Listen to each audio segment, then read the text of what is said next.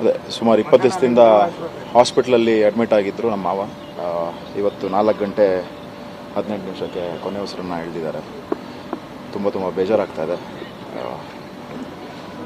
ಕರ್ನಾಟಕ ಕಂಡಂಥ one of the most eminent personalities ಅಂತಲೇ ಹೇಳಬೇಕು. ಕನ್ನಡದಲ್ಲಿ ಫಸ್ಟ್ ಟೈಮ್ ಮೊದಲನೇದಾಗಿ ಪಾಸಾದಂಥ IAS ವ್ಯಕ್ತಿ ಇವತ್ತು ನಮ್ಮ ಜೊತೆಗೆ ಇಲ್ಲ ಅಂತ ಹೇಳೋದಕ್ಕೆ ತುಂಬ ಬೇಜಾರಾಗ್ತಾಯಿದೆ. ಇವಾಗ ಇಲ್ಲಿಂದ ಅವರ ಮನೆಗೆ ಕರ್ಕೊಂಡು ಹೋಗ್ತಾಯಿದ್ದೀವಿ. ಅಲ್ಲಿಂದ ಬೆಳಿಗ್ಗೆ 7 ಗಂಟೆಗೆ ರವೀಂದ್ರ ಕಲಾಕ್ಷೇತ್ರಕ್ಕೆ.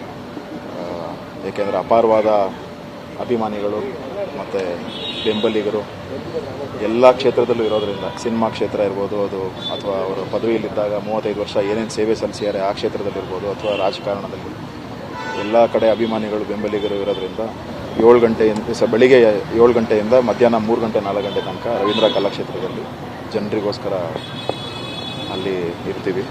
ಅದಾದಮೇಲೆ ಮಿಕ್ಕಿದ್ದನ್ನು ತಿಳಿಸ್ತೀವಿ. ಅಂತ್ಯಕ್ರಿಯೆ ಎಲ್ಲಿ ಮಾಡಬೇಕು ಅಂತ ಅದೇ ಇನ್ನೂ ಚರ್ಚೆ ನಡೆಸಬೇಕು. ಯಾಕೆಂದರೆ ಅವರ ಪತ್ನಿಯವರು ಮಲೆ ಮಹದೇಶ್ವರ ಬೆಟ್ಟಕ್ಕೆ ಹೋಗಿದ್ದರು. ಸೊ ಅವ್ರ ಹತ್ರ ಇನ್ನೂ ಡಿಸ್ಕಸ್ ಮಾಡಿಲ್ಲ. ನಾವು ಅವ್ರ ಹತ್ರ ಫೈನಲ್ ಆಗಿ ಡಿಸ್ಕಷನ್ ಮಾಡಿ ಮೀಡಿಯಾಗೆ ತಿಳಿಸ್ತೀವಿ. ಸರ್ ಆ್ಯಕ್ಚುಲಿ ಸರ್ ಏನಾಗಿತ್ತು ಅಂತ ಹಾಸ್ಪಿಟ್ಲಿಗೆ ಕರ್ಕೊಂಬಂದಾಗ BP ಇಶ್ಯೂಯಿಂದ ಕರ್ಕೊಂಬಂದಿದ್ದು. BP fluctuations.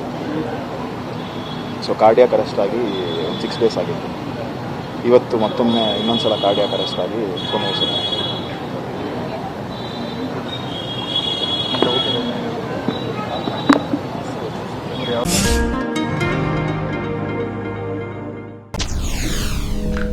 SSTV cinema ಜಗತ್ತಿನ ಕ್ಷಣ ಕ್ಷಣದ ಸುದ್ದಿಯೊಂದಿಗೆ.